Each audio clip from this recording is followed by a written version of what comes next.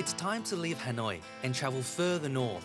So far, my experiences have been invaluable, not only from what I've learnt about regional food styles, but the willingness of locals to share family cooking techniques that have been handed down from generation to generation. I'm here at Hanoi train station, built by the French more than 100 years ago. Now there's two ways of getting to Sapa, by road, which will take around 10 hours, or by overnight train, around 8 hours. I'm here waiting for my 9:30. I'll probably get there around 5:30 a.m. I've got a comfort sleeper.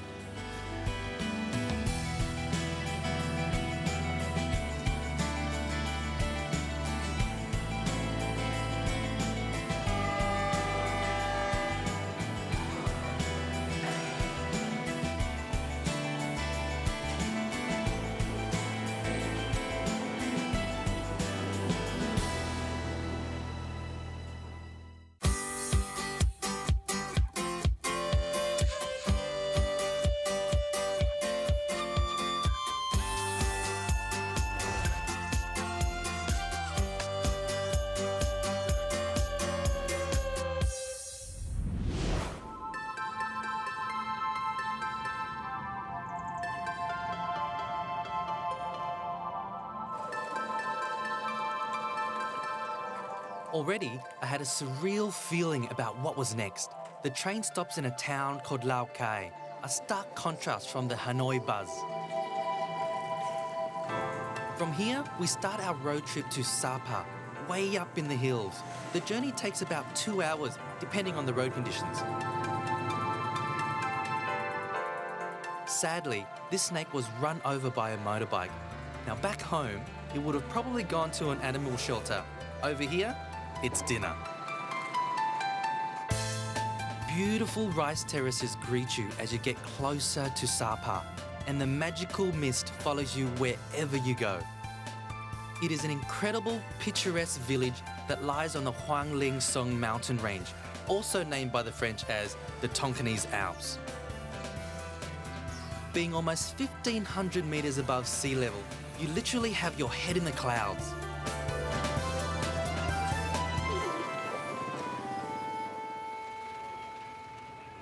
How cool is this? I've literally taken 2 steps out of my hotel room to find this. Local black Hmong women on the street corner selling fresh corn, bamboo shoots. Now you have to get up really early in the morning to experience this, at least 5:30 or 6 a.m.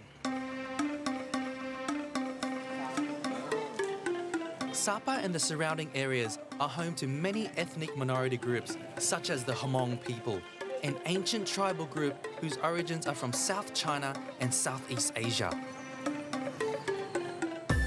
Hmong people were once called Mao, which means barbarians.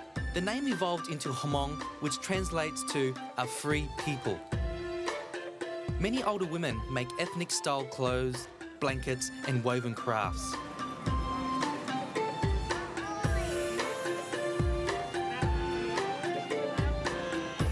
But as you sit and talk with them, their friendliness puts you at ease.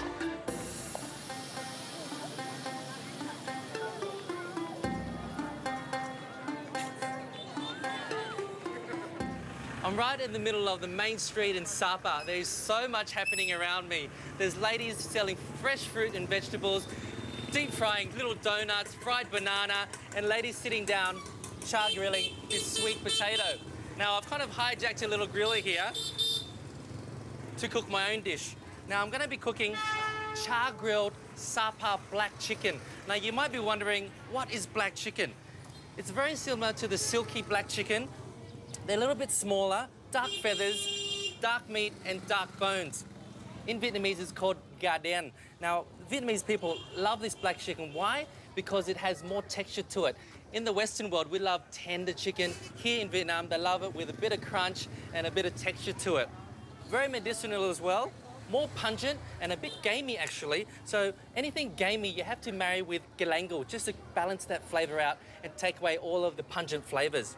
Now I'm going to do a really quick marinade. Teaspoon of salt, teaspoon of black pepper, freshly cracked, some chili powder, around 2 teaspoons of that. So that will give great colour and a bit of spice as well. Some fried Asian shallots, throw that in. the galangal. And up north here, I've been using a lot of this lemon leaf, which is not as strong as a kaffir lime leaf, but a little bit more delicate in flavour, and it just lifts the dish up. So throw in a generous amount of that. Some lemongrass for its aroma and fragrance. Some sesame seeds as well, white sesame seeds. And you can't do this marinade without the beautiful Sapa honey. Biết làm gà nướng đi anh không? Gà đen nướng á. Đó có làm để mà sáng tạo này nè, đó thì cũng làm để mà xảo. Well, I just had no idea what he just said. I wish I could understand the Hmong language. So I'm just going to mix that. Bit of fish sauce, around three tablespoons of that.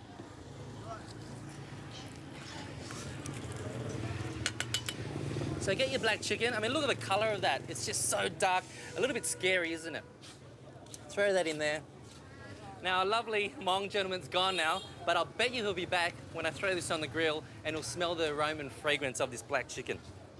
Now, get on the inside of the chicken as well. Coat that all up. I'm going to open my little grill up. Now, it's quite hot. Throw my chicken on top. And just crack its backbone.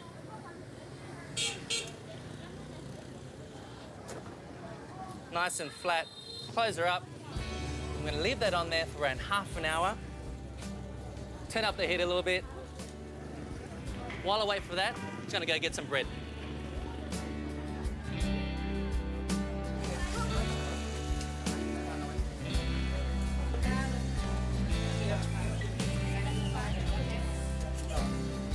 Let's see how she's doing. Whoa, oh, that looks really, really good. Oh, come on.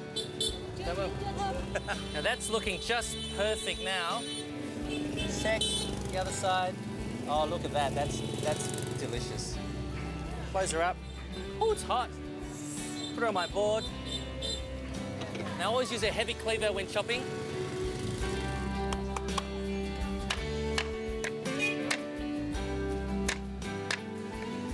Now the colour is dark, it's deep. Gorgeous flavours.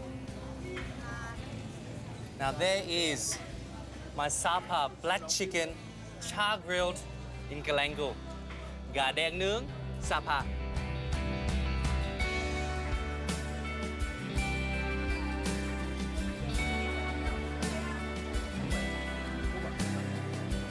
One of the Hmong ladies told me about this beautiful silken tofu being sold at the markets.